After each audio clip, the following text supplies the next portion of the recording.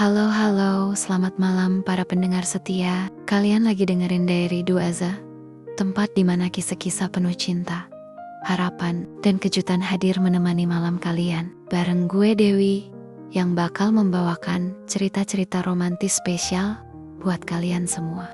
Malam ini, bersiaplah untuk tenggelam dalam sebuah kisah yang bakal bikin hati kalian berdebar, senyum-senyum sendiri, atau bahkan sedikit termehek-mehek. Karena cinta itu selalu punya cara untuk menghangatkan jiwa, bukan? Jadi, siapkan posisi ternyaman, rebahkan badan, tarik selimut, dan biarkan imajinasi kalian melayang bersama ceritaku malam ini. Yuk, kita mulai. Ini kisahku, namaku Yuni. Seorang wanita berusia 42 tahun yang menjalankan usaha laundry kecil-kecilan di kota ini. Penampilanku masih cukup menarik. Setidaknya, itu yang sering dikatakan pelanggan-pelangganku. Rambutku hitam panjang, tubuhku tetap terawat, meskipun usia tak lagi muda. Aku juga dikenal ramah, bahkan terkadang sedikit genit, sekadar mencairkan suasana. Saat ini suasana lebaran, tapi bisnis laundryku justru sepi. Mayoritas pelangganku pulang kampung, meninggalkan tumpukan mesin cuci yang menganggur. Biasanya, waktu seperti ini aku manfaatkan untuk bersantai, menikmati kopi sambil menonton drama di TV. Tapi kali ini, ada satu pelanggan yang membuat lebaranku terasa berbeda. Arif, pemuda 25 tahun yang menyewa kamar di kosan dekat rumahku. Hari itu, aku sedang duduk di depan laundry sambil mengipasi diri dengan majalah. Matahari terik dan suasana terasa lengang. Tiba-tiba, suara motor berhenti di depan toko. Arif turun dengan kaos putih dan celana pendek, membawa kantong plastik berisi pakaian kotor. "Mbak Yuni, laundry masih buka kan?" tanyanya sambil tersenyum. Aku mendongak, mengamati pemuda itu. Kulitnya sawo matang, tubuhnya tegap, dan ada binar di matanya yang selalu terlihat menyenangkan. "Wah, Arif, kirain udah pulang kampung juga, masih buka dong. Kamu kok gak mudik?" tanyaku sambil berdiri, sengaja merapikan rambutku yang tergerai. "Kehabisan tiket, Mbak, jadi terpaksa lebaran di sini sendirian," jawabnya dengan nada pasrah. Aku menatapnya, lalu tersenyum tipis. Kasihan amat. Lebaran sendirian tuh gak enak loh. Gak ada yang bikinin ketupat, gak ada yang mijitin kalau pegel, godaku sambil menyambut kantong pakaiannya. Arif tertawa pelan, lalu menggaruk tengkuknya. "Kalau ada yang mijitin sih, enak banget, Mbak." Aku sedikit tertegun. Pipiku menghangat tanpa sebab. Astaga, kenapa aku jadi salah tingkah begini? Aku pura-pura sibuk mengecek daftar harga di meja, mencoba mengalihkan perhatian. Tapi beneran, Mbak, lebaran gini saya jadi gak ada yang ngajakin makan opor. "Mbak Yuni pasti masak enak ya," lanjutnya. Masih dengan tatapan jenaka, aku terkekeh, lalu menepuk pundaknya ringan. "Ya ampun, ini modus ya? Mau makan gratis? Ya." Arif mengangkat tangan menyerah. "Ya kalau diundang, saya gak nolak sih." Aku menggigit bibir, berpikir sejenak. Rasanya aneh, tapi ada sedikit rasa senang di dadaku. Seorang pria muda ingin menghabiskan waktu bersamaku di hari lebaran. "Ya udah, nanti mampir aja ke rumah. Aku bikinin spesial buat kamu," ucapku akhirnya. Dia tersenyum lebar, matanya berkilat. "Wah, serius, Mbak? Saya jadi gak kesepian dong." Aku hanya tersenyum, tapi di dalam hati, aku tahu ini akan menjadi lebaran yang berbeda dari biasanya. Malam mulai turun, dan aku sedang sibuk di dapur, menyiapkan hidangan untuk besok. Rumah terasa sepi, hanya suara TV yang mengisi keheningan. Tiba-tiba, ponselku bergetar di meja. Aku melirik layarnya nomor Arif. Aku mengangkatnya dengan santai. "Halo Arif, ada apa?" tanyaku sambil mengaduk kuah opor. Di seberang sana, suara Arif terdengar sedikit ragu, tapi ada nada geli di baliknya. "Mbak Yuni, kayaknya ada yang nyelip di baju saya tadi siang." Aku mengernyit. "Nyelip? Maksudnya?" Dia terdiam sebentar, lalu batu kecil sebelum akhirnya menjawab. "Saya nemu pakaian dalam wanita di antara baju saya. Kayaknya ini bukan punya saya deh." Aku langsung berhenti mengaduk, mataku membesar. Darah di wajahku seakan menghangat seketika. Astaga, aku baru sadar Tadi siang aku sempat buru-buru mengangkat jemuran karena angin kencang. Bisa jadi salah satu milikku jatuh, dan entah bagaimana bercampur dengan cucian Arif. Aku menutup wajah dengan satu tangan, menahan rasa malu yang menyerang tiba-tiba. Ya Tuhan, ini memalukan banget. Aduh, aku tergagap mencari kata-kata. Di seberang, Arif malah tertawa kecil. Mbak Yuni, santai aja, saya cuma mau balikin. Kok, gak usah panik gitu. Aku menarik napas dalam-dalam, mencoba mengendalikan diri. Ya udah, bawa aja ke sini sekalian. Toh kamu juga mau ke sini kan buat makan opor, ucapku. Mencoba terdengar santai walau wajahku masih terasa panas. Arif tertawa lagi. Kali ini lebih lepas. Siap mbak, saya on the way sekarang. Jangan sampai malu gitu. Antara makin gemes saya lihatnya. Aku refleks menepuk meja. Arif, seruku dengan nada setengah kesal, setengah malu. Dia hanya tertawa sebelum menutup telepon. Aku menghela napas panjang, lalu menutupi wajahku lagi. Aku bisa membayangkan senyum jahil di wajahnya saat ini. Malam ini sepertinya akan terasa lebih panjang dari biasanya.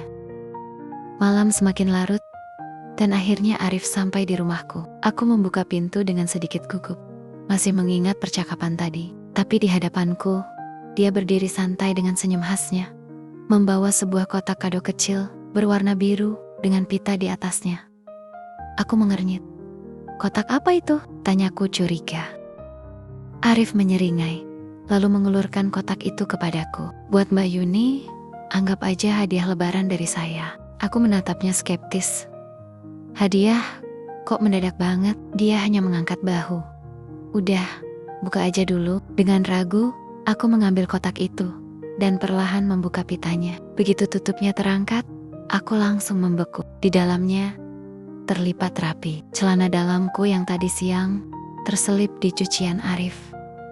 Aku tertegun beberapa detik, lalu buru-buru menutup kotaknya lagi dengan wajah yang sudah pasti semerah tomat. Arif, seruku setengah menahan malu, setengah ingin tertawa. Ya ampun, kenapa kamu bungkus beginian kayak hadiah? Arif tertawa puas melihat ekspresiku. Biar dramatis gitu mbak.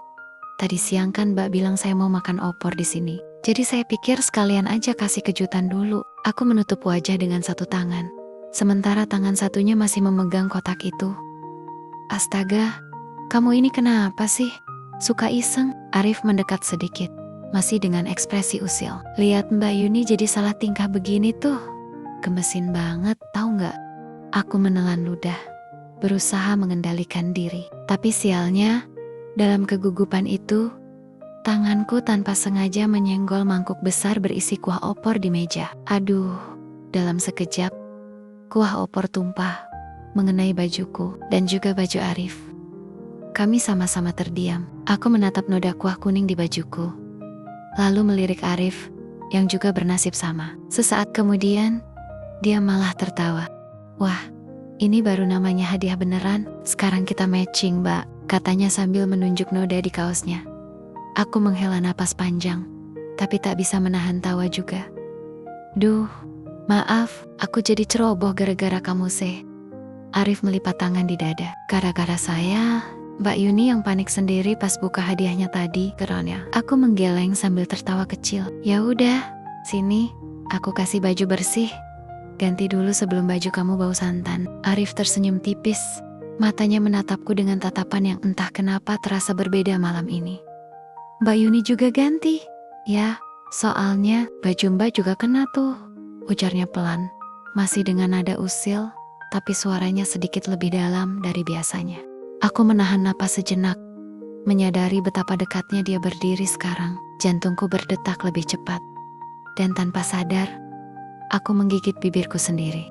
Setelah insiden kuah opor tadi, aku buru-buru masuk kamar mandi untuk membersihkan diri. Air hangat mengalir di tubuhku, membantu menenangkan debaran jantung yang entah kenapa tak kunjung reda. Aku masih terngiang wajah Arif saat dia menggoda tadi. Selesai mandi, aku mengenakan daster kesayanganku. Daster berbahan lembut berwarna peach dengan motif bunga kecil, nyaman, dan sering kupakai di rumah. Rambutku masih setengah basah, jatuh tergerai melewati bahu. Aku keluar dari kamar dan melihat Arif sudah selesai mengganti baju. Aku memberinya salah satu kemeja lama milik suamiku dulu. Ini, pakai aja, lumayan kan? Daripada bajumu bau opor, ucapku sambil menyerahkan kemeja itu.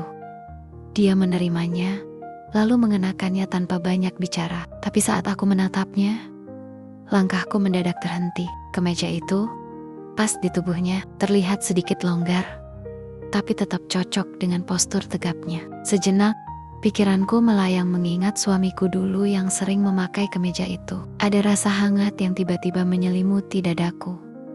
Aku menatap Arif lebih lama dari seharusnya. Mataku mengamati setiap detail, dari caranya menggulung lengan kemeja, hingga bagaimana dia membenarkan kerahnya. Aku tertegun, seperti melihat bayangan masa lalu dalam sosok yang jauh lebih muda. Arif menangkap tatapanku. Dia menoleh, dan untuk pertama kalinya sejak tadi, dia tak lagi menunjukkan senyum jahilnya. "Mbak Yuni, kenapa?" tanyanya pelan. Aku tersadar, dan buru-buru mengalihkan pandangan. Enggak apa-apa. Aku menggigit bibir. Tak tahu harus berkata apa. Tapi Arif tak langsung menjawab. Dia malah menatapku balik. Kali ini lebih dalam. "Daster ini cocok banget di badan, Mbak," katanya tiba-tiba. Aku terkejut. "Hah?" Dia tersenyum kecil, tapi bukan senyum jahil seperti biasanya. "Mbak Yuni kelihatan beda malam ini." Aku menelan ludah. "Maksud kamu?" Dia tak langsung menjawab, hanya mengamati. Aku baru sadar rambutku masih basah. Dasterku jatuh lembut di tubuhku, dan suasana rumah yang sepi membuat segalanya terasa lebih dalam. Aku buru-buru merapikan rambutku, mencoba menutupi kegugupan. Ini cuma daster biasa. Aku juga habis mandi, makanya kelihatan beda." Arif tersenyum tipis, lalu menggeleng. "Nggak cuma itu, ada sesuatu di Mbak yang bikin saya nggak bisa berhenti lihat." Dadaku langsung berdebar. Aku tak tahu harus merespons bagaimana. Malam ini benar-benar terasa berbeda. Dia tersenyum kecil, lalu perlahan mendekat. Aku bisa merasakan kehangatan tubuhnya, bisa melihat bagaimana tatapannya seakan membaca pikiranku. "Kenapa lihat saya kayak gitu?" tanyanya. Suaranya nyaris seperti bisikan. Aku menggeleng pelan. "Nggak tahu. Aku berhenti. Aku tak tahu harus mengatakan apa." Lalu, tanpa sadar, aku membiarkan diriku tenggelam dalam keheningan ini. Dalam tatapan yang semakin dalam, dalam sentuhan yang semakin terasa. Aku tak tahu siapa yang lebih dulu mendekat, tapi yang pasti, tak ada yang bisa menolak perasaan yang memenuhi ruangan ini. Malam itu, dalam kehangatan yang tak direncanakan, aku dan Arif membiarkan hati kami berbicara lebih dari sekadar kata-kata. Saat aku berbalik hendak keluar kamar, tiba-tiba tangannya menarik lenganku. Aku terkesiap, tubuhku sedikit tersentak ke belakang. "Tunggu Mbak," katanya pelan tapi jelas. Aku menoleh dengan mata membelalak. Aku gugup.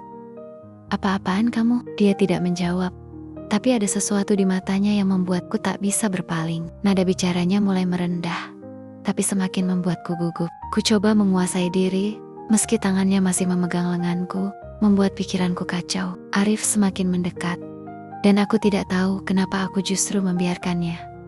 Dia memutar tubuhku perlahan.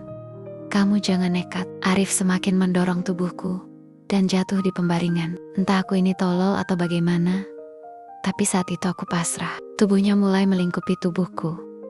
"Arif, jangan." Aku terdiam ketika jarinya menutup bibirku. Kami terlarut dalam kehangatan malam itu, dan tak terasa tubuh kami menyatu dalam balutan spray. Rasanya seperti waktu berhenti, hanya aku dan dia, menikmati momen indah yang tak terlupakan. Setelah semuanya usai, kami berbicara dengan suara berbisik, seolah takut ada yang mendengar. Meski kami tahu hanya ada kami berdua di rumah ini. Untuk pertama kalinya, aku merasakan lebih hidup daripada sebelumnya. "Gimana Mbak?" "Gimana apanya maksud kamu?" jawabku sambil mencubit lengannya. Dia tersenyum tipis sambil memainkan ujung rambutku. Dan pada malam itu kami berbagi, bukan sekedar emosi, tapi lebih dalam.